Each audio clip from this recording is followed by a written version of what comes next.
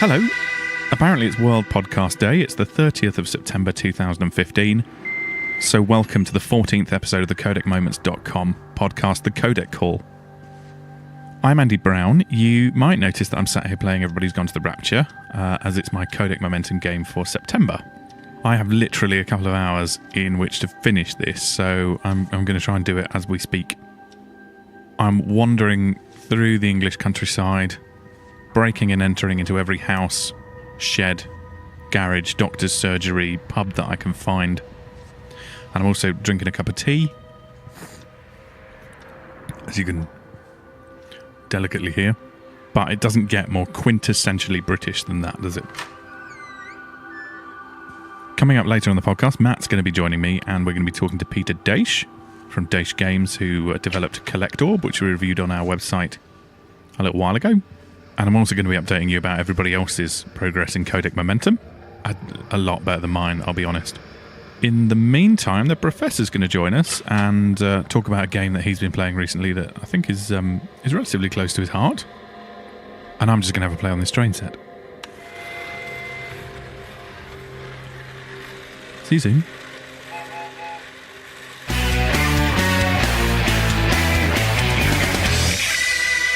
Oh, hello. I'm Professor Kelvin Harris, the resident scientist for CodecMoments.com. It appears you've caught me in the middle of my 11Zs, which is good because in the high-pressure world of the pharmaceutical industry, sometimes you need to take stock and completely switch off from all the candidate development processes, international steering groups, and independent ethics committees that it requires to take a raw material and turn it into a marketable pharmaceutical product. As such, in my downtime, I like to play good old-fashioned computer games. So, what are you playing this week then, Professor? Well, Brian, I'm playing Big Pharma from Twice Circled Games. What are you doing that then? Well, you research raw materials, develop them into pharmaceutical products based on demand and market saturation, and then bring them to market. Isn't that what you're going to do for real life when you finish your coffee break, Professor? Oh, Brian, you simple idiot. You couldn't be more wrong. Why not, Professor? This is hot chocolate. Big Pharma is a management simulation not unlike Theme Park or Theme Hospital, which puts you at the head of a pharmaceutical conglomerate. You begin the game with access to a handful of raw materials and a small factory floor. You have to build a production line to take these candidates and turn them into drugs you can sell.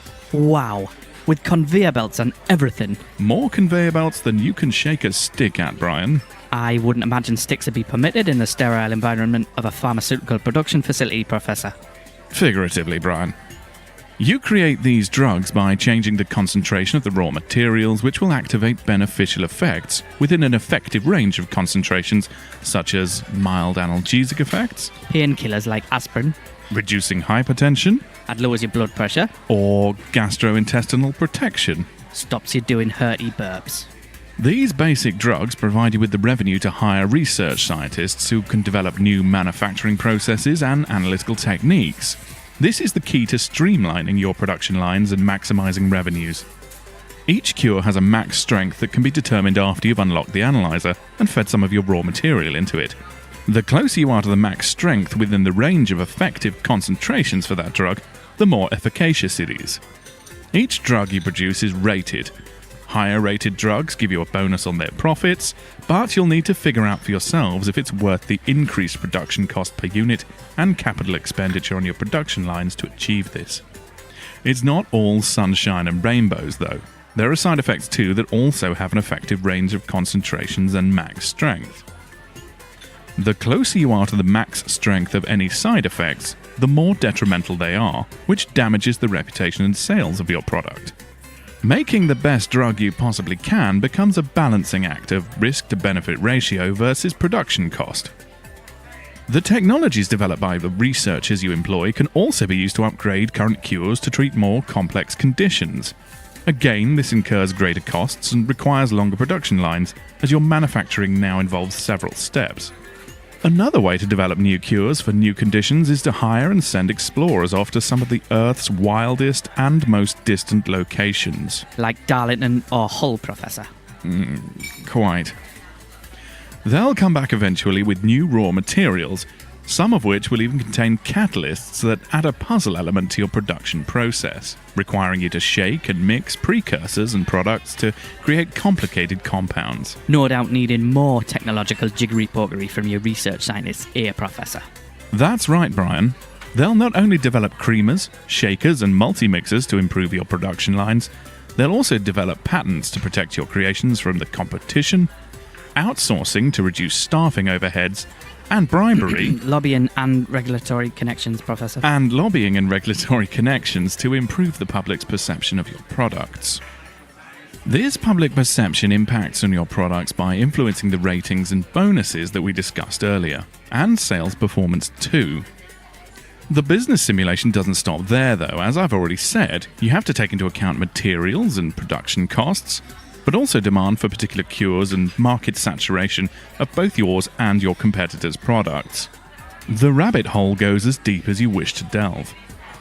There are plenty of challenge scenarios that will influence your playing style, and a free play mode too, which for me was a lot of fun as I tried to create the longest and most convoluted production lines I possibly could.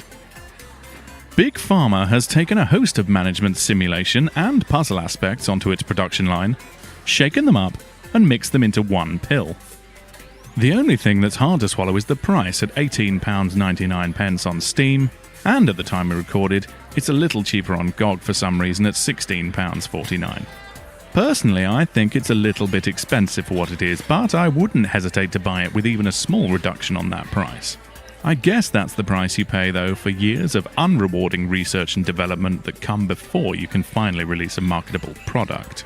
Was that a subtle nod to the constant battle over drug pricing between manufacturers and healthcare peers, Professor? Ever so slightly, Brian. A copy of Big Pharma was provided by Indigo Pearl on behalf of Twice Circled for the purposes of this review.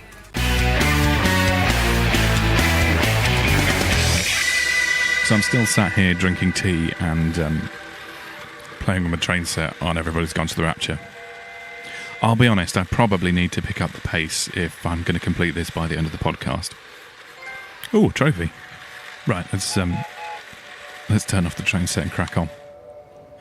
Okay, so this month we have once again put out the hashtag Codec Momentum Challenge to you all, and many of you have stepped up to the plate, and I'm pleased to say that some of you have done really well. So, Year of Shamer, Colm Sheridan, at Psalm67 on Twitter, said he was going to complete Resident Evil 4, which is an awesome game, and he's done so. Well done to you, Colm. Another Year of Shamer, and good friend of the podcast, at FuryAC3. He really wants it to be Furious, but it's not, is it? It's at FuryAC3. Stuart Cullen promised when we were talking about the podcast we did the other week that he was going to complete Alien Isolation, which he's done. But he's gone one step further. He's also managed to beat the crew. So, well done. Roger Havens, our very own Roger Havens, Metal Gear Solid 2. Big game to take on. Fair play to you, sir. Well done.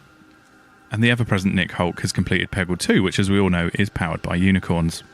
So we're down to the wire for a few people who said they were going to do one. Jason Smedley at the Jason40 on Twitter said he was going to complete Assassin's Creed 4 Black Flag. We're still waiting to hear about that.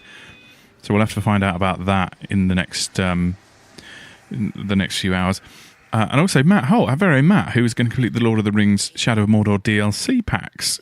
He's gone very quiet about that. In fact, I distinctly remember that last night we were playing Rainbow Six Beta together, and neither of us were really doing our Codec Momentum games, so that's quite naughty.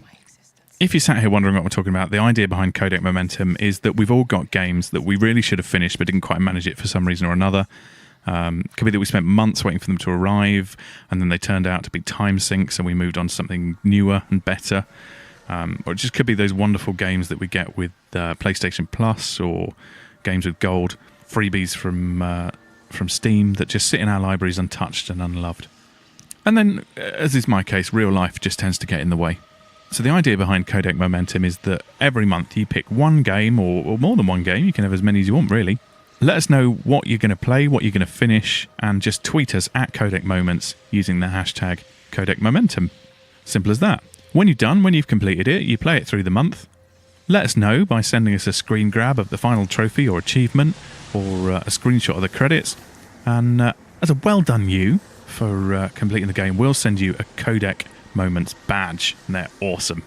If you really want to up the ante, then you can do a Platinum Pledge, and it works in the same way, but if you do a Platinum Pledge, all you've got to do is you've got to get that Platinum Trophy or that 1,000 Gamer Score, and then send us a picture of that. And we've got special Platinum Pledge badges now that you can do. So it's hashtag Codec Momentum or hashtag Platinum Pledge to @Codec Moments if you want to join in and clear some of those games from your pile of shame. Now, if you'll excuse me, I need to get back to Yorton and Tipworth if I'm going to crack on and get this done before the end of the podcast. Here's Matt and I in a pre-record.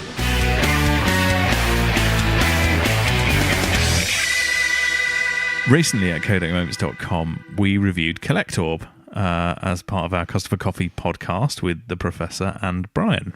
And we decided to reach out to Peter Daish from Daish Games. He's a very, very nice man. We've had a lot of excellent communication via Twitter, and he produced what was a really interesting game. Head to see Prof and Brian's review because that covers it nicely. But it got us thinking of a few questions, particularly around how things worked with the PlayStation Mobile piece, moving to Android and the Fire systems. So we invited Peter to come and interview with us. Unfortunately, he was on holiday. So we did, he suggested an email interview.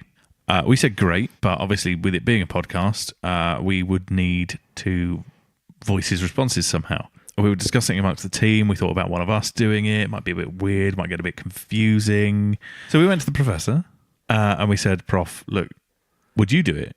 You've got a great voice. And he said he was busy. His exact words, and I quote, "Don't worry, I'll come up with something." So he has.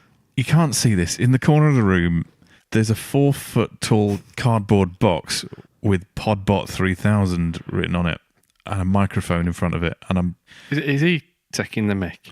He's basically said Peter's interview responses have been fed into the PodBot and we're to ask the questions. Okay. Well, we'll give it a shot, but we'll apologise in advance to Peter. Yeah. Because he did give us some absolutely brilliant answers. They're a great insight to developers, and let's just hope that PodBot does it justice. Okay, so let's give it a go. First question then. So, what made you want to make a game? Well, I've always been interested in the way software is made, in particular video games, and I suppose the recent increase of indie developers just made me want to try creating a game myself. What game is taking up most of your gaming time at the moment? Well, appropriately enough, given the theme of today's podcast, everybody's gone to the Rapture. Oh, fair enough. And what's your favourite game? Drive Club. Good choice. Drive Club. Excellent game. Excellent game. How did being part of the PlayStation Mobile program help with the development of CollectOrb? And in particular, how did Sony support that whole process? The PlayStation Mobile program was great for my brother and I. CollectOrb was our first game, so we needed a platform which was quick and easy to develop for. PlayStation Mobile was just that. Sony really did all developers a big favour when they chose to withdraw the developer's sign-up fee. They were also very quick to respond to any queries we had and were just generally great to work with. And what did you feel when you found out that the program was being shut down and access to the apps would no longer be available to PlayStation users? My personal feelings were mixed, really. Development on CollectOrb was just beginning when Sony announced the closure of PlayStation Mobile, so I didn't know whether I should continue developing CollectOrb or not. I also felt really sorry for all the other developers who spent so much time developing for it, and also for the gamers who genuinely liked the PlayStation Mobile games. It really was a great shame for all involved that PlayStation Mobile closed. Were you surprised that the service closed? And was there enough of a return in developing through this route? So was it really worthwhile? I suppose that really depends. PlayStation Mobile never really had a big audience, so I guess its closure was inevitable. Was it worthwhile? Yes. Because of PlayStation Mobile's small audience, we knew we wouldn't become millionaires through it. However, we believe the experience gained from our first release really helped with the Android version, and hopefully all future releases. So is this now a full-time occupation for you, or more of a side project? That is, if someone asked you at a party what you did for a living, what would that be? Well, currently I'm a full-time student, so game development really takes place during holidays and weekends for me. And it depends who's asking. Okay, so what's your greatest gaming achievement, aside from releasing CollectOrb? probably being able to consistently beat my older brother Thomas, who composed the soundtrack and co-designed CollectOrb, at our weekly StarCraft 2 battles. We do take it extremely seriously. When did you decide to port CollectOrb over to Android and the Fire systems? How different are the two to develop for, and is it effectively the same version that runs on both? We decided to port CollectOrb over to Android and Fire about a month after launch. It's the same version on both platforms. What did you approach differently when porting to these new platforms? I decided to implement our tilt control system on the Android version of CollectOrb due to the lack of joysticks on most Android devices. This was new for me as I'd only ever dealt with the PS Vita's physical buttons before. It took a lot of experimenting to get it right, but I believe the controls are now easier to handle, and when mastered really start to pay off, while still offering challenging gameplay. CollectOrb on Android is much more than a simple port though.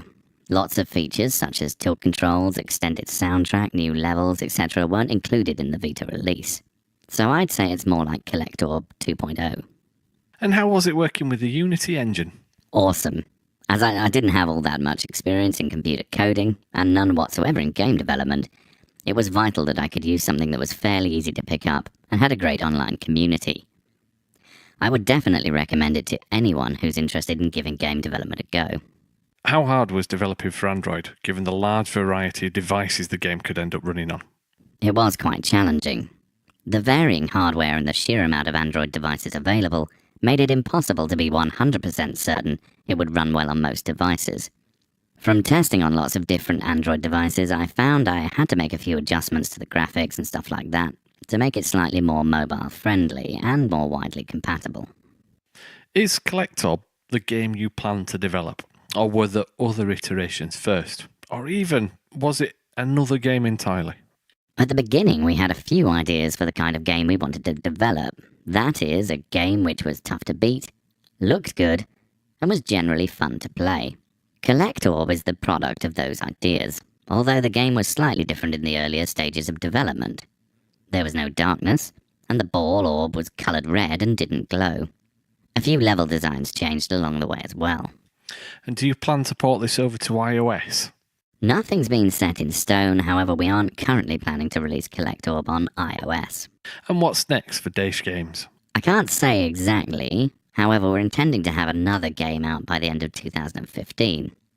It probably won't involve a glowing orb though. Have you got any tips that gamers would find useful for CollectOrb? Okay, here's a quick CollectOrb tip. In CollectOrb there's an up, down, tilt, dead zone. Try to find it and it really will help a lot. That's great. Thanks for that, Peter. Thanks very much. Bye. Thank you very much to Peter for allowing us to do something as ridiculous as that. And don't forget that CollectOrb is available now in the Google Play Store and on the Amazon Fire... What's it called? The Amazon App Store. You can get in touch with Peter and Daish Games via @Daish Games on Twitter, and we'll add the links to the page this podcast is hosted on.